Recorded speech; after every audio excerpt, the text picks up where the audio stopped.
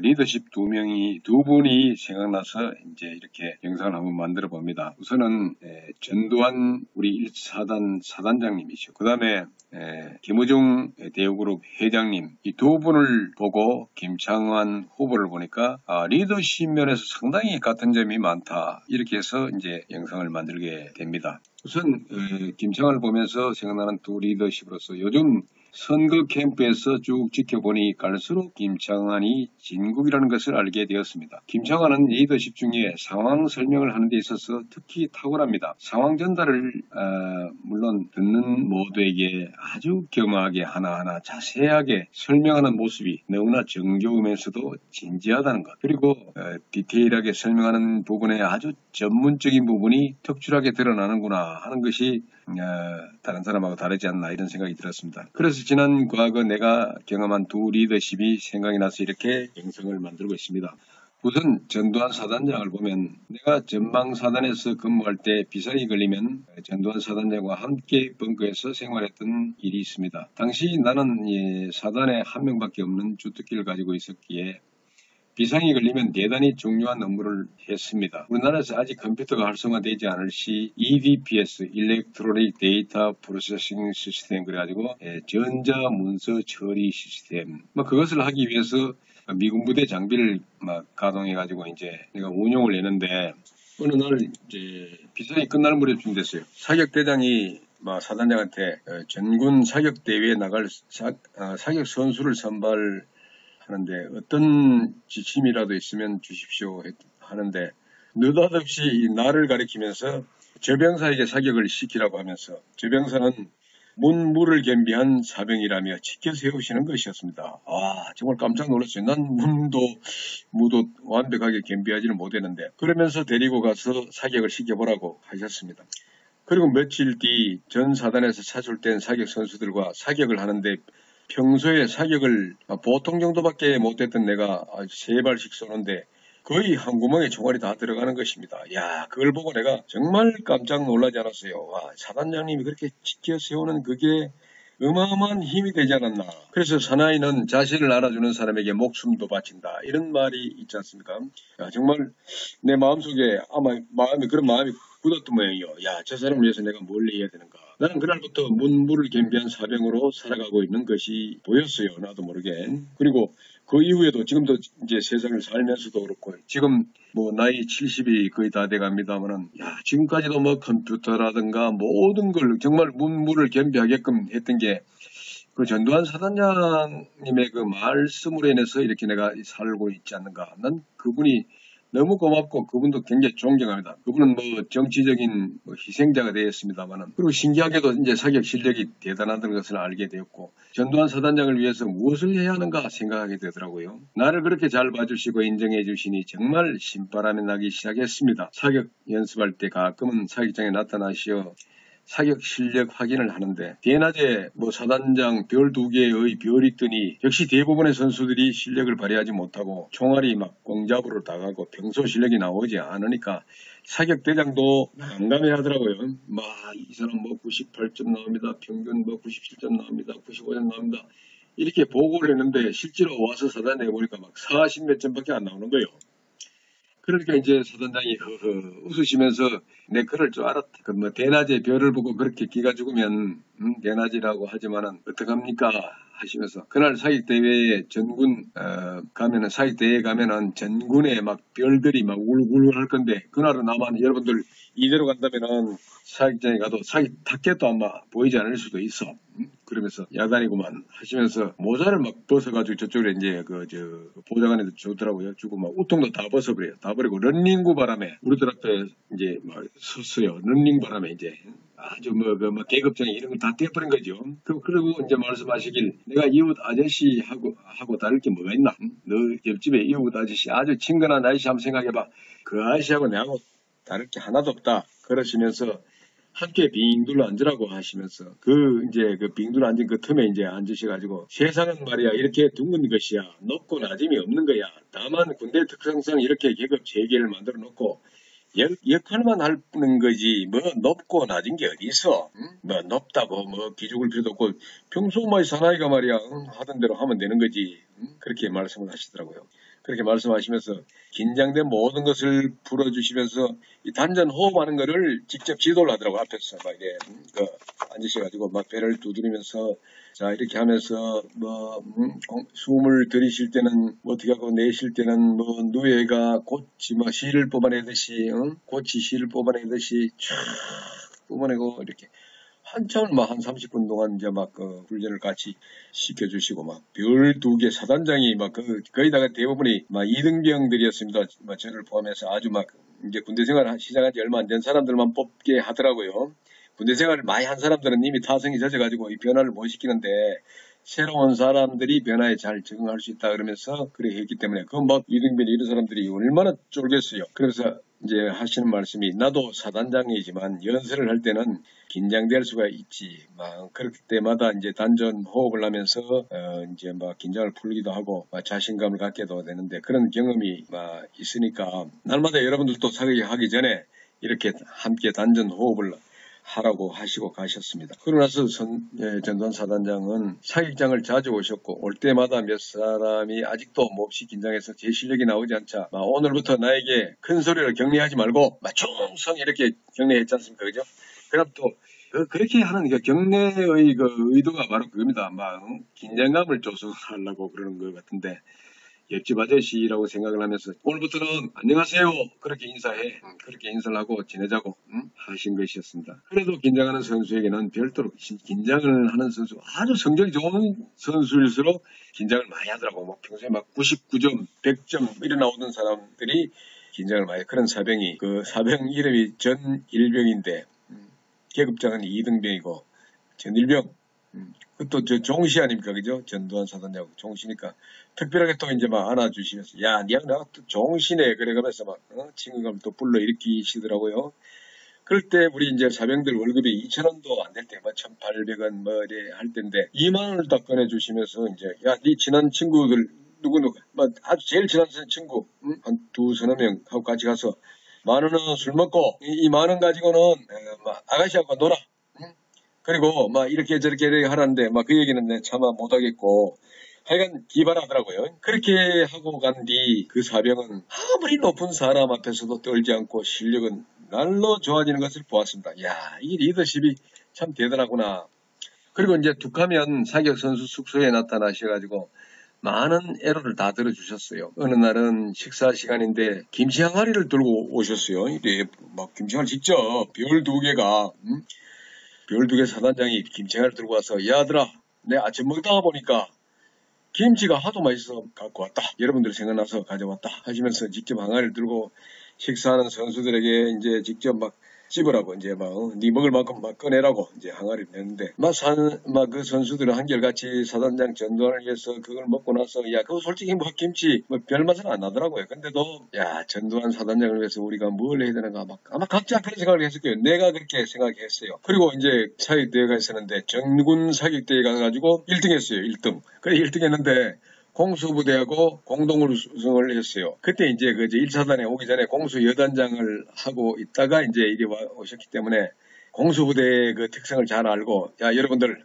그 공수부대가 일반 보병부대하고 공동 우승했다. 그러면은 그 사람들 이제 가가지고 혼나니까 여러분들 우리가 2등 한 걸로 하고 공수부대 1등 그렇게 주자고. 그 전군 별 4개짜리도 있고 막 이런 상황에서 자기가 그렇게 상황을 딱 바꿔버리더라고요. 그걸로 하자고 하시는 말을 들으면서 정말 감탄했던 리더십을 보면서 의령군수로 출마한 김창완 후보가 얼굴이 겹쳐지는 부분이 상당히 많더라고요. 그동안 쭉 지켜봤는데 사람들한테 설명하든가 어떤 상황이 벌어졌을 때 아주 겸손한 그런 태도라든가 이런 부분이 의령군의 공무원들을 마치 전두환 사단장이 선수를 대하듯이 하면은 정말 엄청난 업적이 나오겠다. 김창완 후보는 의령군 공무원 조직을 아마도 전두환 사단장의 리더십을 발휘하면서 아주 명석하고 똑똑한 그들에게 신바람 나게 일하게 해가지고 인간의 욕구, 그러니까 생존의 욕구라든가 안전의 욕구, 사회적인 욕구, 존경받고 싶은 욕구, 그리고 자아 실현의 욕구를 충족시켜줌으로 해가지고 공무원들로 하여금 창조적인 힘을 발휘하여 선한 마음에서 의령 국민을 위한 군정을 완성시켜 나가게 될 것이라고 확신했습니다. 사람 심리는 인간 행동에 대한 과학이지 않습니까? 심리가 그 사람을 훑쳐다보고 마음 읽어내는 독심술이 아니라 그 사람의 말이나 행동이나 태도를 보면은 심리를 정확히 알 수 있습니다. 김창완 군수 후보야말로 의령군청에 들어가면은 모든 공무원들이 아마 일사불란하게 정말 자신들이 갖고 있는 그 명석한 두뇌와 갈고 닦은 실력, 이 모든 것을 발휘해가지고 의령군을 위해서 모든 것을 결집하지 않겠나 이렇게 생각을 합니다. 그리고 이제 대우조선에 있을 때 이제 김부중 회장님 얘기를 한다면은. 김우중 회장님의 리더십을 보면서 또 김창완 군수와 얼굴이 겹쳐지는 부분이 있습니다. 그런 걸 보았어요, 제가. 김우중 회장님이 어느 날 대우조선에 오셔가지고 조회를 하는 시간인데 그때 한 2만여 명의 사원들이 모인 것 같아요. 여러분들이 잘못해가지고 대우조선은 지금 한 번도 흑자를 내지 못하고 해마다 수천여 개 적자를 면치 못하는 형편이라면서 아주 야단을 치는 조회를 하더라고요. 정말로 노발대발 하시면서 그분도 아주 다혈질입니다. 그때 제가 나이가 이제 한 31살인 것 같아요. 내가 큰 소리 치면서 외치면서 회장님 대우조선은 월남이 폐망하듯이 망할 것이라고 소리쳤어요. 소리쳤더니 이제 들린 거죠. 그리고 이제 많은 사람들이 거기에 경호원들은 얼마나 많겠어요. 나를 이제 끌어내려고 끌고 가려고 이제 저쪽 끌고 가는데 김 회장이 마이크 잡고 그거 데려와 그러는 거예요. 데려와. 회장님 옆에 이제 같이 좀 떨리기도 하고 아이고 잘 됐다 싶다 그냥 정말 이럴 때 이순신 장군의 말이 생각나더라고요. 필사즉생이요 필생즉사라. 죽기를 각오하고 내가 오늘 이제 어차피 이름 벌어졌으니까 하얀 찬스다 기회다 하고 이제 회장님 앞에 끌려갔어요. 그 시절에는 말만 잘못해도 돌을 달아가지고 바닷물에 담가버리던 그런 시절입니다. 많은 사람들이 또 이제 걱정을 하기 시작한 거예요. 아이고, 저놈 이제 뒤졌다, 이제. 아이고, 무슨 하는 거예요, 이제. 그럴 때 이제 회장님이 마이크 앞에 오라고 하더라고. 그러더니 할 얘기 있으면 마이크 대고 얘기해보라고. 아주 무섭더라고, 좀. 그래, 마이크 대고 말씀을 하라고 하시길래 좀 버벅거리면서도 회장님, 우리 대우조선은 월남이 폐망하듯이 망할 것 같습니다. 제가 보기에. 월남 어느 고지에 우리 아군이 포위가 됐어요. 포위가 돼가지고 전화기를 돌리는데 전화기 돌리니까 통신부대에서 산다는 소리가 우리 연결해주면 얼마입니까? 그래 죽을 판인데 얼마 줄 테니까 연결해달라고. 그래서 이제 포병부대 연결했는데 포병부대에서 이제 한다는 소리가 한방 쏴주면 어떻게 돼? 얼마 줄래? 그러니까 이제 어느 고지에 이제 포위가 된 그 사병이 이제 병사겠죠. 병사가 이제 죽을 판인데 어떻게 하겠습니까? 그래서 이제 포병부대 연락했더니 한방 쏴주면 얼마 줄래? 통신부대에서 연결해주면 얼마 줄래? 이와 같은 일이 우리 대우조선에서 일어나고 있다는 사실 회장님 아십니까? 이러면서 까지가 어차피 이제 죽을 판인데 그러니까 사람들이 이제 웅성거리고 난리 났어요, 이제. 그리고 그날 많은 임원들이 잘려버렸어. 보따리를 싸가지고 이제 거의 대부분의 서울서 오신 분들이죠. 서울공대, 하여튼 안양공대, 이렇게 나오신 부장, 이런 분들이 아주 훌륭하신 분들인데, 수많은, 그냥 무조건 김 회장은 그런, 내가 입을 대했던 부서는 무조건 그 임원, 담당 임원을 다 잘라버린 거예요. 그래서 이제 정때 되니까, 이제 그때는 핸드폰 이런 것도 없을 때 하니까, 어떻게 연락을 받고, 이제 내가 이제 옥포 게스트하우스로 누가 이제 오라고 하더라고요. 이제 이사가. 그렇게 갔더니, 자네 말이야, 아이고, 얘기하는 덕분에 내가 오늘 지금 보따리사가 지금 가는데, 나보다가 많이 먹은 사람들 무지무지하게 많아. 그러면서 그 정보를 얘한테 다 주는 거예요, 이제. 그 정보를 들어보니까 기가 막힌 거예요. 예를 들어서 대우조선에서 수많은 자재를 발주해가지고 이제 부산이나 포항에서 대형 트럭으로 5대, 6대, 일곱 대 이렇게 오는데, 오다가, 그때는 거가대교 이런 거 없을 때니까, 이제 고성으로 오는데, 고성에 있는 어느 농장에 이제 그 차들이 다 들어가가지고, 거기다가 HBM이라든가, 이런, 하여튼 대형 자재들이 가가지고, 간부의 그 농장을 최신식으로 이제 짓고 있는 정보 이런 것도 막 알려주고 하여간 막 정보 막 보따리가 되는 거예요. 이제 막 와 이고 나는 이제 어마어마한 뭐 위대한 인물이 될 수 있는 그런 찰나였어요. 다음날 이제 회장님이 다시 부르더라고요. 부르시기에 이제 회장실로 갔어요. 갔는데 회장님이 말씀하시기를 어느 부서에 있어? 이름이 뭐야? 하시기에 내가 그랬어요. 제 이름도 모르고 부서도 모르시는데 어떻게 저를 여기까지 오라고 하셨습니까? 하니까 시 웃으시더라고요. 그래서 내가 그랬죠. 어제 뭐 그런 잡아와 했습니까? 했더니 뭐 대답도 안 하고 계속 웃으시면서 어제 자네가 한 얘기 다 맞더구만. 그래서 내가 여기 상주하기로 했네. 그리고 다음날 우리나라 모든 일간지에 똑같이 나오더라고요. 일간지 토업 기사로. 김우중 회장 거제도 1년간 상주 결정 이렇게 가지고 막 나오더라고요. 야 그런 걸 보니까 나도 세상을 바꾸는데 일조했구나 하는 생각이 들었어요. 지금까지 이래 살아있는 걸 봐서 그때 돌 달아가지고 바닷물에는 안 들어갔지만은 하여간 김 회장님은 정확히 1년간 대우조선에서 상주했어요. 그러고 나서 그토록 적자가 많이 나던 것을 전부 흑자로 다 돌렸어요. 도둑놈을 다 막 잡아내버렸으니까 뭐 도둑놈이 버글버글 하는 거예요. 막 우리 눈에도 보여요.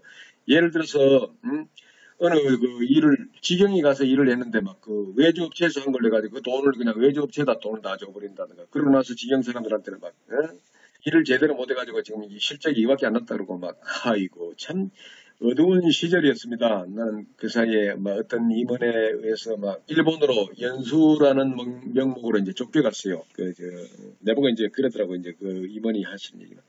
뭐 자네는 뭐 옛날에 그 기아 산업에 근무했던 거 자동차 회사에 뭐 5년 근무한 게 있더라고. 사실 제가 이제 그 서울에서 학교 다니면서 야간은 이제 학교 다니고 주간에는 기아 자동차에서 그 3륜차 만들고 이제 복사 트럭, 타이탄 트럭 만들면서 5년간 있었어요. 그래서 막 자동차 공부도 또 확 완벽하게 했고 그러면서 이제 그걸 얘기하면서 일본에 스즈키 자동차에 가가지고 배워가지고 국민차 사업부를 열 건데 거기 가서 아주 막 주도적인 일을 한번 해보라고 그러면서 이제 꼬셔가지고 이제 일본으로 갔어요. 그 사이에 이제 그 가끔 김 회장이 나를 부를 때마다 이제 그 사람 뭐 자동차 잘 알아가지고 이제 자동차 그 국민차 사업부 앞으로 할 계획에 그 사람이 아주 책임져서 일본에 보냈습니다. 그랬어요. 근데 이제 그 일본에 그 김우중 회장이 오신 겁니다. 이제 나를 보기 위해서 오셨겠습니까만 다른 일도 있고 이가지고 겸사겸사로 오셔가지고 오시다 이제 나를 이제 만났습니다. 만나가지고 막 여러 가지 자네 여기 온 줄도 모르고 내가 몇 번 내가 불렀는데 여기 왔네.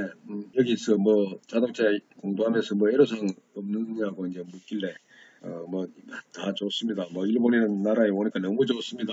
그러면서 이제 그 일본 사람도 옛날에는 그 제더미 속에 있을 때 막 완전히 전쟁 배후로 해가지고 제더미 속에 있을 때 독일에 가서 연수를 받고 이제 이렇게 부강한 공업가로 만들었다는데 그 과정을 쭉 이제 제가 이제 한번 살펴보고 조사를 해봤습니다. 조사해보니까 연수하면서 일본 사람들은 독일에서 연수하면서 독일 물건보다 더 좋게 하기 위해서 날마다 저녁 때마다 모여가지고 토의하고 아이디어를 모으고 이래가지고 모방을 하는 게 아니고 막 더 좋게끔 개선해가면서 이제 물건을 만들고 있다고 합니다. 그래서 우리도 막 이렇게 몇 사람이 막 각 분야별로 왔습니다만은 그렇게 할 수 있는 분위기가 됐으면 좋겠습니다. 이랬는데 그 회장님이 잘못 알아들으신 것 같아요. 이렇게 모이려면 돈이 필요하니까 막 돈을 좀 많이 주십시오. 이렇게 그러신 것 같아요. 이제 회장한테 이제 이렇게 얘기를 했으니까 그때는 솔직히 뭐 내가 주도적으로 사람들을 모아가지고 뭐 이렇게 막 뭐 토의를 하고 뭐 개선점을 찾고 이런 시절이 아니었습니다. 그래 뭐 나는 그냥 막 그때도 졸다고 했잖아요. 나보다 막 그 높은 사람도 많이 있었고 이랬는데 하여간 그렇게 이제 그 잘못 알아들으시고 막 그 연수비를 막 대폭 그냥 인상이 시켜주더라고요. 그때 한 150만 원 정도를 더 올려주는 거예요. 그때 우리 뭐 회사 월급이 막 40만 원, 50만 원 할 텐데 한국에 있으면은 그때 그만큼 올려주니까 그 막 연수원 사람이 막 이건 뭐 어떻게 돼서 이렇게 막 연수비가 많이 나온지도 모르는 거예요. 그냥 김현장을 하고 이제 이대 얘기해가지고 이제 올렸는데 하여튼 그래가지고 막 이제 그러면서 이제 명분이 됐어요. 이제 우리 돈도 이렇게 많이 받은 이유가 막 그래 저녁 때 막 모이면은 또 돈이 필요하고 뭘 또 뭐 먹기도 하고 이래야 되기 때문에 이제 이렇게 돈을 많이 주는데 이 돈을 전부 다 저축하려고 생각하지 말고 뭐 한국에 보내려고 생각하지 말고 이 돈을 가지고 우리가 한번 다 잡아가지고 모여가지고 좋은 아이디어도 내고 뭐 서로 협의하고 이렇게 하는 계기가 됐으면 좋겠다라고 했어요. 그러니까 그때 괜히 그 뭐 엉뚱한 이제 얘기를 한 게 아닌가 이런 생각이 들고 돈을 이렇게 많이 받고 나니까 굉장히 부끄럽다는 생각이 들었습니다. 아무쪼록 김 회장님의 리더십과 내가 쭉 지켜본 김창완 군수 후보의 리더십은 흡사한 부분이 너무 많이 보입니다. 하여튼 그리고 내가 존경하는 리더십 전두환 사단장, 김우중 회장님, 그리고 김창완 군수 이렇게 이제 앞으로 이제 또 되지 않겠나 이런 생각이 듭니다. 김창완 군수 후보야말로 우리 군의 공무원들로 하여금 신바람나게 일하게 하실 분이라는 것을 확신을 갖습니다. 이런 사람, 이런 분들이 군수가 되면은 공무원 조직이 살아난다. 이제 공무원 조직이 살아야지 뭐 선거 운동하는 그 선거 운동원의 조직이 살아나면은 살아날수록 의령군은 더 어렵게 처할 수밖에 없습니다. 그 사람들이 선거 운동했던 사람들이 내가 그 선거 운동했던 그 공적을 생각해가면서 의령 군청을 자기 안방 드나들듯이 드나들면서 공무원들 무시해버린다든가 그러면은 어떻게 되겠습니까? 하여간 이렇게 리더십은 부드러우면서도 아주 신바람나게 일할 수 있게끔 위해주고 한 가운데서 훌륭한 리더십이 나오지 않겠나. 그래서 김창완 군수가 된다면은 의령군은 좋아질 거다. 이런 말씀을 드리면서 제 얘기를 모두 다 마치겠습니다. 감사합니다.